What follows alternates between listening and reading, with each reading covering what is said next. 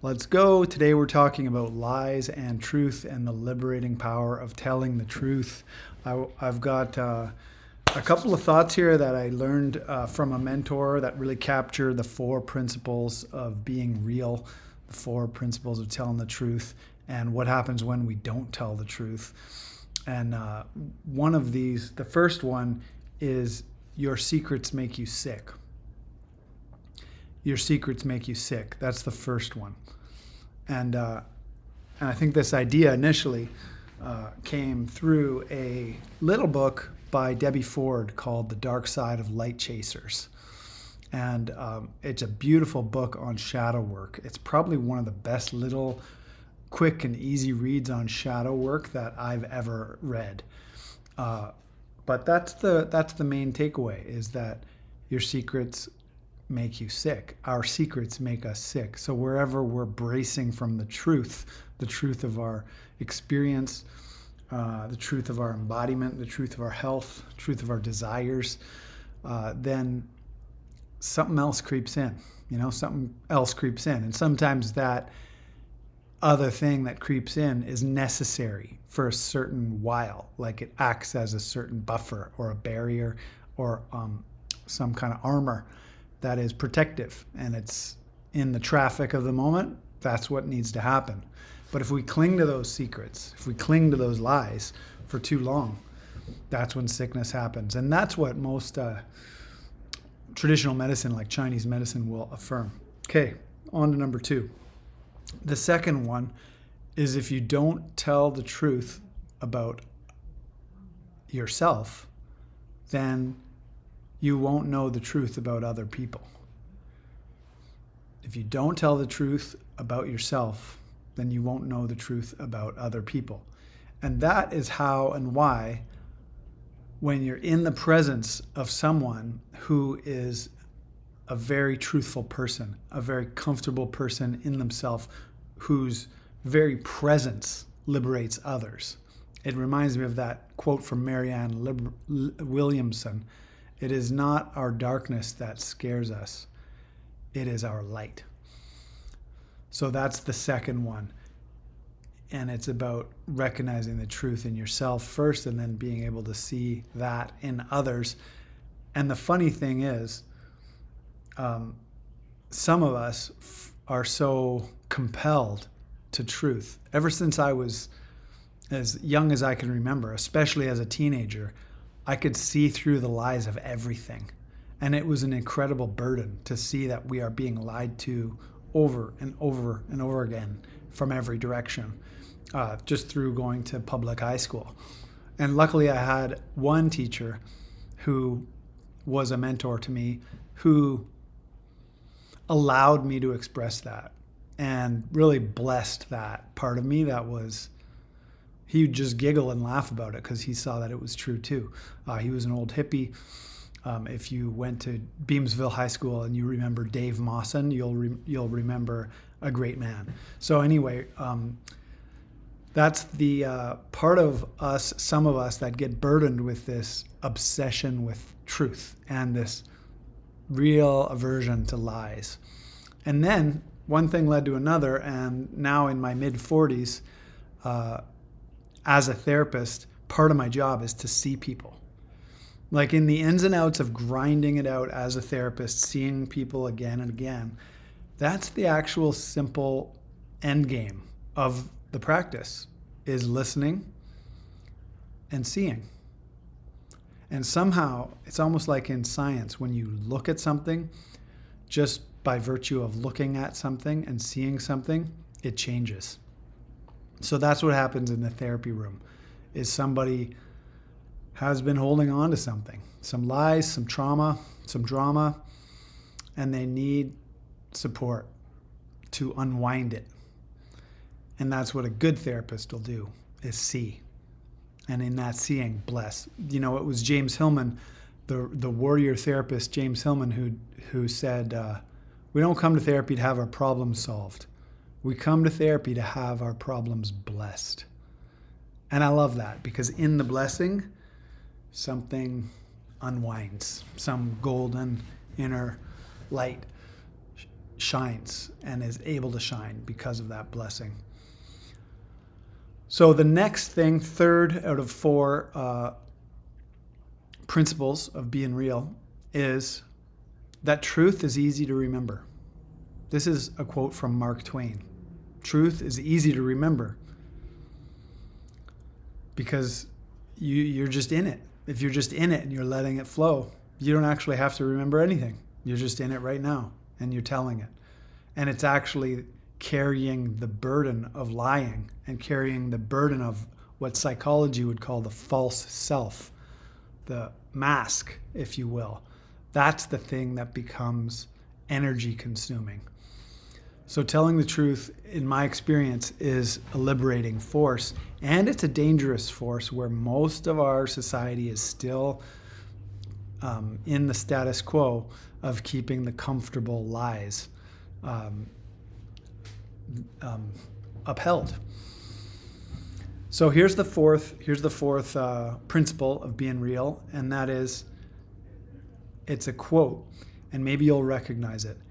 If you tell a big enough lie over and over again, it will be believed. If you tell a big enough lie over and over again, it will be believed. And let that sink in.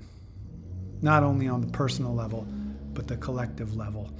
Maybe you've heard of that term, mass formation psychosis. If not, look it up.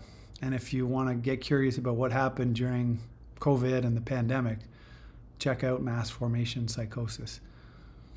It's funny, that quote, if you tell a big enough lie often enough, it will be believed, is a quote by Hitler. But the other day I was watching Tony Robbins in a podcast interview with the comedian Theo Von. And Tony Robbins mentioned that quote from Adolf Hitler, and he asked Theo if he knew who said it, and Tony told him the answer. But it was so funny because Theo said, "Oh, I was gonna say Fauci," and then Tony fist pumped him because he's like, "I'm on the same page with you," if you know what I'm talking about. So those are some of the 4 principles. And why is this a problem? Let's see a few, at least 3 problems that arise from this, and maybe more. The first one being lying to myself. And if I'm lying, if I've taught and trained myself to collude with the lies that we're fed about history, about our parents, about our ancestry, about our countries, or anything at all from basically the public school system, then we're in collusion with a very dangerous Goliath, a very dangerous Leviathan that's thumping its way through reality. But when you can't hide the fact that you're a spark of truth and that you're like a moth drawn to the greater light of creation, and then you become dangerous to that Leviathan.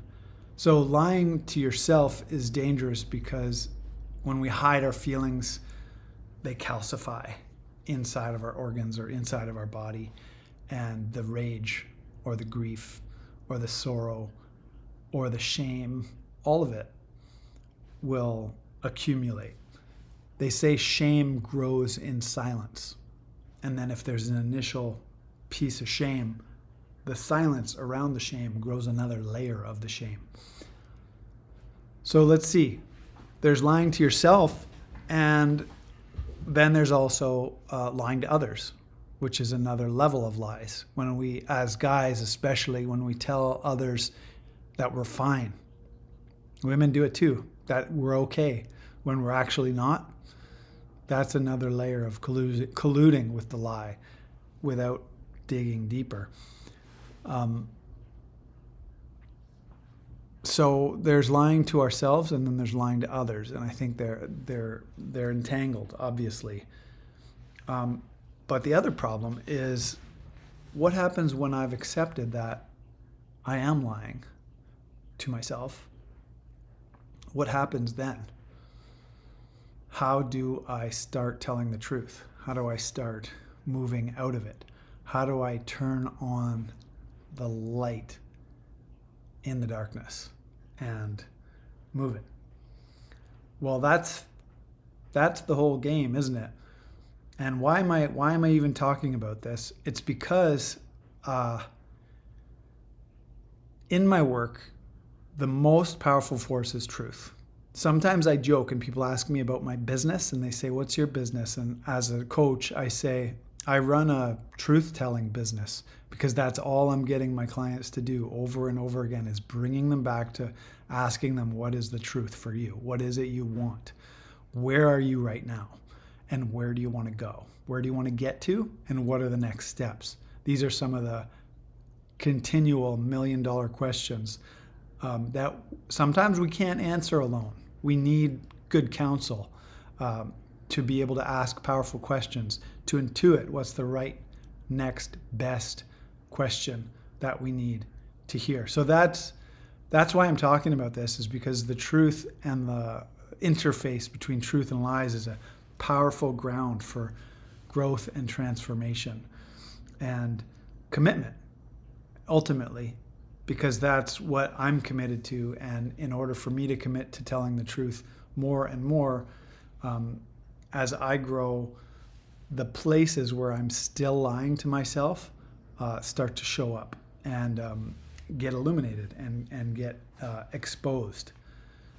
Ultimately, the lesson in all of this is truth sets us free.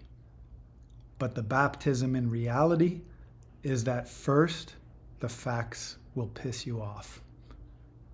Maybe the truth will set you free, but the facts will piss you off first. And so what's my point of this lesson? Well, I want to challenge you to start telling the truth even more. Not just the polite truth, but the dark truth, the truth that you have yet to give yourself permission to speak, to utter, to take action on, the longings, the desires. And sometimes it's a truth that doesn't live in our head, in our concept, but it's a truth that lives down in the bones. It says that somewhere in my book. The truth in your bones will set you free. And that's why I have to go every day to the gym and do fitness and do squats and do lunges and work until I'm grunting and sweating and dying, because that's when I get access to a deeper level of somatic truth, an embodied truth, the fire in the belly truth, the truth of the masculine axis of backbone, heart, and balls. And when I align with that truth, I get communion, and I get clear answers coming to me around all of the big questions I'm asking. So the call to action here is do what you need to grind out so that you can tell the truth better. And if you want help, then get in touch, because I have an ongoing challenge this year, 2024, for men to work with me and work with some powerful apps and tools for tracking and stacking truth and commitment. Sending big love. Bye for now.